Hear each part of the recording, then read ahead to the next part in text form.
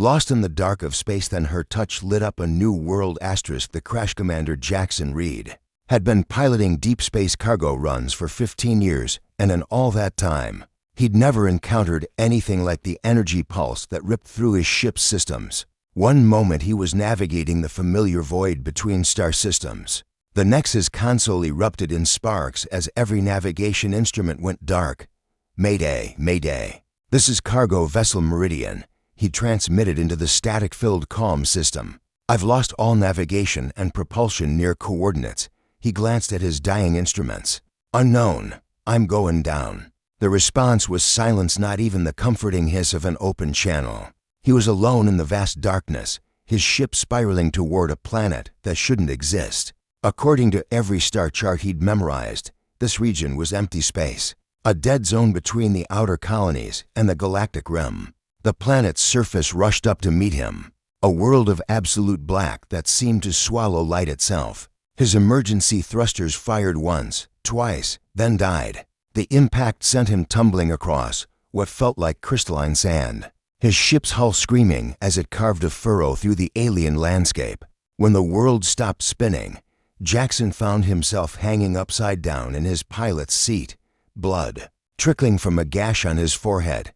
The emergency lighting flickered weakly, casting eerie shadows across his cramped cockpit. His first thought was practical inventory the damage, check life support, assess survival odds. His second thought was simpler. He was going to die here. The hull breach was sealed by the emergency foam, but his oxygen recycler was offline. By his calculations, he had maybe 6 hours of breathable air left. The comm ray was completely fried, and the emergency beacon wasn't even getting power. Even if someone came looking for him, they'd never find this ghost planet that didn't appear on any map.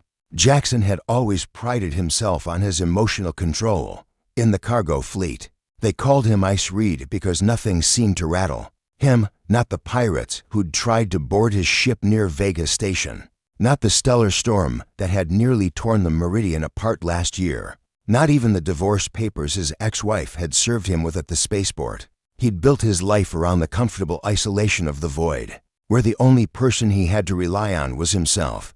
But now, trapped in this coffin of twisted metal on a world that logic said couldn't exist, he felt something crack inside his chest. Fear, maybe, or just the weight of 15 years of voluntary loneliness finally catching up with him. He activated his suit's external lights and managed to pry open the emergency hatch. The air outside was thin but breathable, a small miracle that might buy him a few more hours. He stepped onto the surface and immediately understood why the planet appeared black from space. The ground beneath his feet was made of some kind of dark crystal that absorbed light rather than reflecting it. Even his powerful suit lights seemed to dim within meters of his position. "Well, Jax," he said to himself, his voice echoing strangely. "In the thin atmosphere, you always said you wanted to go somewhere no one had been before." He began recording what he assumed would be his final log entry. "This is Commander Jackson Reed of the independent cargo vessel Meridian. I've crashed on an uncharted planet in the void. Between sectors 7 and 8, the planet appears to be composed of light-absorbing crystalline structures. I have limited oxygen and no means of communication or escape. If anyone receives this, tell my sister, tell Kate that I..." He paused, realizing he didn't know what to say. That he was sorry for missing her wedding, that he should have visited more, that he'd chosen the cold emptiness of space over the messy complications of human connection. But before he could finish the thought, he saw it, a faint shimmer in the darkness, like heat waves rising from summer asphalt. Something was moving out there in the alien night, and it was coming toward him. First contact, Shimmer moved with purpose, gliding across the crystal plane with an otherworldly grace that made Jackson's breath catch in his throat. As it drew closer, he could make out a vaguely humanoid shape, tall and slender, but that was where the similarities to any species he knew ended. The figure seemed to be made of living shadow, visible only as a distortion against the absolute darkness of the planet's surface. Jackson's hand moved instinctively to the plasma pistol on his belt, then stopped. Whatever this being was, it moved without aggression, almost hesitantly, as if it was as surprised to see him as he was to see it. Besides, if it meant him harm, he was hardly in a position to defend himself effectively. "Hello," he called out, his voice sounding small and strange in the thin air. I'm human, from the ship." He gestured toward the wreckage of the Meridian, feeling foolish for stating the obvious. The figure stopped about 10 meters away, and Jackson could sense its attention focused on him with an intensity that made his skin prickle. Then, to his amazement, it spoke not with words, but with a voice that seemed to resonate directly in his mind. "You are hurt." The mental voice was unmistakably feminine, carrying notes of concern and something else, curiosity, perhaps, or wonder. "Your light is different, strange, beautiful, my light." Jackson looked down at his suit's illumination panels, then back at the shadow figure. "You can see that." The being moved closer, and as it did, Jackson caught his first glimpse of features. Within the shifting darkness, delicate bone structure, eyes that seemed to hold depth beyond measure, and skin that looked like living obsidian. She was beautiful in a way that defied his understanding of the word. "I am Zara." The voice in his mind continued. "I am the last, the only one left to remember the light." "The last of what?" Jackson asked, though part of him already suspected the answer. "My people, the Lumanes, we were the children of emotion and energy. We lived in the spaces between stars, in the darkness where feelings could become light." Her mental voice carried a weight of grief that made Jackson's chest tight with unexpected sympathy. "But we were hunted, those who would steal our power, use our light for their wars. One by one, we were found. One by one, we were taken." She moved closer still, and Jackson could see that her form wasn't entirely solid. She seemed to be composed of living shadow shot through with veins of what looked like starlight, though the light was dim, barely visible. "I have been alone for many cycles, many years, as you would count them. The light in me has grown weak. I thought it would die with me, and perhaps that would be best. No more hunting, no more fear, just silence." Despite his natural caution, Jackson found himself taking a step toward her. There was something in her mental voice that resonated with his own bone-deep loneliness, the isolation he'd wrapped around himself like armor for so many years. "How long?" he asked softly. 30-7 of your years since the last ship came. 40 since the last of my kind died in my arms." The grief in her mental voice was so raw, so immediate, that Jackson felt tears prick his eyes. "I felt your ship falling from the sky like a dying star. I thought perhaps you were different. Not hunters, not those who would take what little light remains. I'm just a cargo pilot," Jackson said, feeling absurdly inadequate. "I haul supplies between the outer colonies. Nothing special about me at all." But as he spoke, something remarkable happened. Zara extended one hand toward him, her fingers long and elegant, and as she did, the faintest glow began to emanate from her skin. It was soft and warm, like candlelight, and it grew stronger as her hand drew nearer to his. "You are wrong," she said, wonder clear in her mental voice. "I can feel it in you, such deep feeling, such capacity for connection. Hidden, yes, buried beneath layers of solitude and fear, but there, so bright, so warm." Before he could protest or pull away, her fingers brushed against his cheek, and the world exploded into light. Not harsh or blinding, but warm and golden, like sunrise after the longest night. The glow spread from her touch across her entire form, revealing her true appearance for the first time. She was magnificent. Her skin was deep purple-black, shot through with veins of living light that pulsed in rhythm with her heartbeat. Her hair moved like liquid shadow, and her eyes were like twin galaxies, swirling with depths of color he had no names for. But it was her expression that stole his breath, pure wonder, as if she was seeing something miraculous. "I had forgotten," she whispered in his mind, her voice filled with awe. "I had forgotten how beautiful the light could be." The awakening glow that emanated from Zara's touch seemed to awaken something in the crystal landscape around them. As her light grew stronger, Jackson could see structures in the distance that had been invisible moments before, elegant spires and flowing architectural forms that looked like they had been grown rather than built. The crystalline ground beneath their feet began to pulse with reflected radiance, creating patterns of light that spread outward like ripples on a pond. This is incredible. Jackson breathed, turning slowly to take in the transformed landscape. Your whole world is. It's like it was waiting for you to light it up again. Not just me, Zara's mental voice carried a note of excitement he hadn't heard before. Us. The light comes from connection, from the bond between souls. I had forgotten that truth in my years of solitude. She kept her hand on his cheek, and Jackson found himself leaning into the touch without conscious thought. It had been so long since he'd felt genuine human contact, or in this case, alien contact that wasn't purely transactional.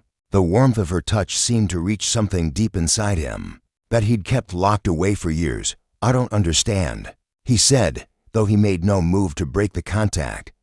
How can I help with this? I'm not like you. I can't create light, but you can feel, she replied, and suddenly she was standing closer, her other hand coming up to cup his face. You carry so much inside you. Loneliness, yes, but also love, regret, hope, fear, joy, all the emotions that make light possible.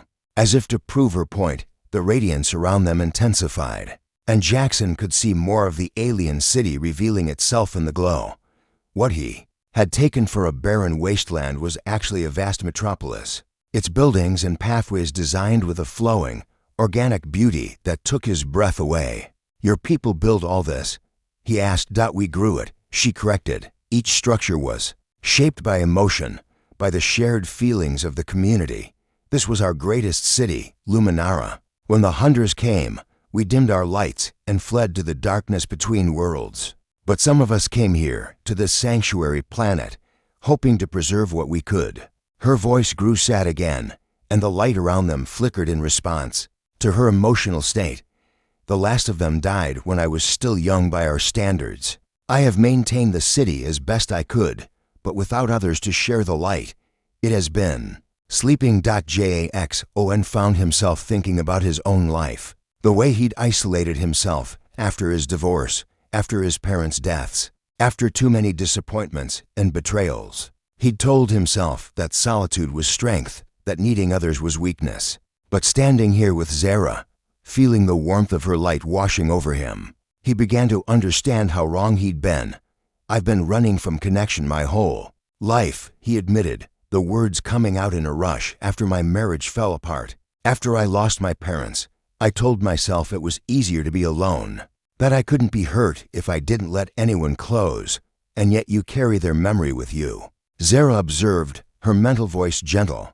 I can feel them in your light, your parents' love, your sister's concern, even your former wife's affection. Before it changed to something else, you think you travel alone, but you carry a constellation of connections within you. As she spoke, the city round them continued to brighten. Streets began to glow with soft phosphorescence, and in the distance, Jackson could see what looked like gardens coming to life, plants made of living light unfurling their luminous leaves. It's beautiful, he whispered, but also sad, all this wonder, and you've had no one to share it with, until now, she said, and stepped even closer, her luminous form almost touching his. Tell me about your world, Jackson Reed. Tell me about the people you've left behind. So he did, standing in the growing light of an alien city, with a being of living starlight in his arms. Jackson found himself talking about his sister Kate, who still sent him messages he rarely answered, about his ex-wife Sarah, who had accused him of being emotionally unavailable, an accusation he now realized was entirely fair, about his parents, who had died in a transport accident while he was on a 3-month haul to the Outer Rim, too far away to even attend their funeral. With each story, each memory he shared, Zara glowed brighter, and the city responded in kind. Buildings that had stood dark for decades began to shimmer with inner light. Fountains of liquid starlight began to flow in the city squares. The very air seemed to thrum with renewed energy. Do you see? Zara asked, her mental voice filled with joy. This is how we create light, not from power or technology, but from the sharing of self, the opening of heart to heart. Your emotions, your memories, your capacity for love, they feed the light just as surely as mine do. For the first time in years, Jackson felt truly alive, not just surviving, not just going through the motions of existence, but connected to something larger than himself. The irony wasn't lost on him. He'd had to crash on a dead planet and meet the last member of an extinct species to remember what it meant to be human. The choice of 3 days had passed since the crash, and Jackson's oxygen recycler had failed completely. By all rights, he should have been dead hours ago, but somehow Zara's presence sustained him. She explained that the light they created together could temporarily alter the atmospheric composition around them, creating pockets of breathable air. It was a reprieve, but not a permanent solution. "My ship's emergency beacon is still dead," Jackson said, running his hands through his hair as he sat on what had once been a fountain. In the city's central plaza, the fountain now flowed with streams of gentle light, beautiful but useless for solving his practical problems. "Even if someone comes looking for me, they'll never find this place. It doesn't exist on any star chart." "Perhaps that is as it should be," Zara replied, though her mental voice carried a note of sadness. She was sitting beside him, her form now consistently radiant in his presence. Over the past few days, her light had grown stronger and more stable, and with it, more of the city had awakened. "My people chose this place as a sanctuary precisely because it was hidden from those who would exploit us. But I can't stay here forever," Jackson said, though even as he spoke the words, he wondered if that was entirely true. The thought of returning to his old life, the endless cargo runs, the deliberate isolation, the careful emotional distance he maintained from everyone felt less appealing. "With each passing hour, there is something I have not told you," Zara said, her mental voice hesitant, "about the light, about what is happening to us." Jackson turned to look at her, struck by the change in her tone. "What do you mean?" "The bond we have formed, the connection that creates the light, it is not temporary. My people, when we joined our light with another, it was permanent, a sharing of life force, of essence. I am tied to you now, Jackson Reed, as you are tied to me." The implications of her words hit him like a physical blow. "You mean we're what, married? Bonded? What does that mean exactly?" "It means that if you leave this place, if you return to your world, the light will fade from both of us. I will return to the darkness I have known for so long, and you," she paused, as if struggling to find the words, "you will carry a piece of me with you always. But it will be like having a star burning in your chest that you can never see, never touch. The loneliness you felt before will seem like nothing compared to the separation." Jackson stood up abruptly, pacing to the edge of the plaza. The revelation should have terrified him, should have made him feel trapped. Instead, he felt a strange sense of relief, as if a question he hadn't known how to ask had finally been answered. "And if I stay?" he asked quietly. "If you stay, we could restore this place together." Luminara was designed to be maintained by pairs, by bonded couples whose combined light could sustain entire districts. "We could bring this world back to life, create something beautiful in the darkness, but I'd be the only human, the only one of my kind. Yes, and I would be the only Lumanes. We would be alone together, but we would not be alone." Jackson thought about his sister Kate, about the messages she sent that he rarely answered, about his job hauling cargo between colonies that barely knew he existed, about the small apartment on Station Prime where he spent his shore leave, surrounded by neighbors he'd never spoken to. "What kind of life would it be?" he asked. "Just the two of us on an entire planet?" "I do not know," Zara admitted. "I only know that for the first time in 40 years, I feel hope. I feel joy. I feel alive. And I know that whatever life we built together would be more than the half-existence." I have had a lone dot as if summoned by their conversation. A new light began to pulse in the distance. At first, Jackson thought it was another part of the city awakening, but then he realized what he was seeing: a ship's running lights, growing brighter as they approached the planet. "Someone's coming," he said, his heart racing. "Someone's actually coming. Your people," Zara said, and he could feel her beginning to dim, her light pulling inward. "They have found you." The rescue ship, for that's what it had to be, swept over the city in a standard search pattern. Jackson could see the Mercy's edge markings on its hull, one of the independent rescue vessels that worked the outer rim. They must have picked up his emergency signal before his ship's systems failed completely. "I have to signal them," Jackson said, reaching for his emergency flare gun. But his hand stopped halfway to his belt. If he signaled the ship, they would take him home, back to his old life, his old patterns, his carefully constructed solitude. He would file a report about his experience that no one would believe. He would return to hauling cargo through the void, but now he would carry the memory of light, of connection, of love freely given and received. If he didn't signal them, they would eventually give up their search and leave. He would be presumed dead, which wasn't entirely inaccurate. That Jackson Reed, who had crashed on this planet 3 days ago, would be dead. In his place would be someone new, someone who had learned that the void between stars was not empty space, but infinite possibility. The ship made another pass, lower this time. He could see the search beams sweeping the crystal landscape, and he knew that any moment they might spot the glow of the city. Choose, he whispered to himself, his hand still hovering over the flare gun.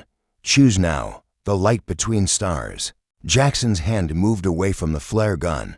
The decision surprised him with its simplicity. Standing in the plaza of a city made of light, with a being of living starfire beside him, the choice between his old life and this new possibility felt as natural as breathing. He watched the rescue ship make one final pass overhead, before disappearing into the darkness of space, taking with it his last connection to the world he'd known. "I'm staying," he said aloud, and felt Zara's joy wash over him like warm sunlight. "Are you certain?" she asked, though her mental voice carried hope like a melody. "You will be giving up everything you have known." "I'm not giving up anything," Jackson replied, turning to face her fully. "I'm choosing something. For the first time in my life, I'm choosing connection over isolation, love over fear." As he spoke, the light around them intensified, and something extraordinary began to happen. The city, which had been awakening gradually over the past few days, suddenly blazed to life with a brilliance that took his breath away. Streets lined with luminescent trees spread out in all directions, their branches heavy with fruits that glowed like tiny stars. Gardens of impossible beauty unfolded in terraced layers, filled with plants that sang with soft, harmonic tones as the light touched them. In the distance, he could see other structures awakening, what looked like libraries with books made of crystallized light, workshops where artisans had once shaped starfire into tools and art, homes designed for beings who lived on emotion and energy rather than food and water. "This is how it was," Zara said, her mental voice filled with wonder. "Before the hunters, before the fear, before the long darkness, this is how we lived, and this is how we'll live again," Jackson said, reaching out to take her hand. The moment their fingers touched, the light around them pulsed with such intensity that he could see it reflecting off the crystalline mountains in the distance. Over the days that followed, they explored their reborn world together. Jackson learned that the city was more than just buildings and streets. It was a living entity, responding to their emotions and needs. When they were hungry, the light fruit trees would lower their branches. When they were tired, the very ground would soften into comfortable resting places. When they were curious, the crystalline walls would display images and information about the Lumanese civilization. Zara taught him the history of her people, how they had evolved from simple energy beings into a complex society that valued emotional connection above all else. In return, Jackson shared stories of human civilization, the good and the bad, the beautiful and the ugly. He told her about music and art, about the way humans had spread across the galaxy seeking new worlds and new experiences. "Your people sound remarkable," she said one evening as they sat on a balcony overlooking the city. "So diverse, so driven to explore and create." "They have their flaws," Jackson admitted. "We tend to fear what we don't understand, to fight instead of trying to find common ground. That's what happened to your people, isn't it? Someone decided they were a threat instead of a gift." "Yes, but not all of your kind are the same. You are proof of that." As weeks turned to months, Jackson discovered that his bond with Zara was changing him in ways he hadn't expected. He could feel her emotions as if they were his own, and she could sense his thoughts and feelings with equal clarity. Rather than feeling invaded or overwhelmed, he found the connection liberating. For the first time in his life, he didn't have to hide any part of himself. The physical changes were more subtle but equally profound. His body was adapting to the planet's unique energy field, and he found himself needing less food and sleep. Sometimes, when his emotions were particularly intense, he could see faint traces of light emanating from his own skin. Nothing as dramatic as Zara's radiance, but proof that the bond between them was literally transforming him. "I should contact my sister," he said one day, surprising himself with the thought. "Kate deserves to know I'm alive." "Can you do that without revealing our location?" Zara asked. There was no accusation in her mental voice, just curiosity. "I think so. The communication array in the city should be able to send a message through the quantum relay network. I could make it look like it's coming from a deep space probe or a research station." Working together, they managed to activate one of the Lumani's communication devices, its crystalline structure interfacing seamlessly with Jackson's knowledge of human communication protocols. The message he composed was simple. "Kate, it's Jax. I'm alive and well, but I can't come home. I've found something out here, someone who needs me. I know that doesn't make sense, but I'm happy. Really, truly happy. For the first time in my life, I'm where I belong. I love you, and I'm sorry for all the years I wasted being afraid of that. Take care of yourself." Your brother, after he sent the message, Zara took his hand and led him to the highest tower in the city. From there, they could see the entire planet spread out below them, not the dead world he had crashed on, but a realm of living light that stretched to the horizon. "Do you ever regret it?" she asked. "The choice you made?" Jackson thought about his old life, about the cargo runs and the lonely nights in space.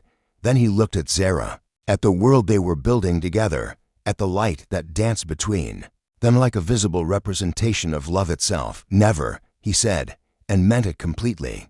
"I spent 40 years of my life lost in the dark. You didn't just save me from crashing on this planet. You saved me from crashing through life without ever really living it. And you saved me from an eternity of solitude," she replied. "Together, we have created something that neither of us could have achieved alone." As if in response to their words, the entire city pulsed with warm, golden light. In the distance, Jackson could see new structures beginning to form, not the ancient buildings of the Lumanis, but something entirely new, shaped by the unique bond between human and alien, between two lonely souls who had found each other in the vast darkness of space. They had become something unprecedented, a bridge between worlds, a living proof that connection could triumph over isolation, that love could literally light up the darkness. And in the years that followed, as they continued to explore their world and each other, that light would only grow stronger, reaching out into the void like a beacon for any other lost souls who might be searching for home. In the end, Jackson realized he hadn't been rescued from the darkness at all. He had been delivered to exactly where he belonged, in the arms of someone who understood that true light came not from the stars above, but from the connections we forged between our hearts.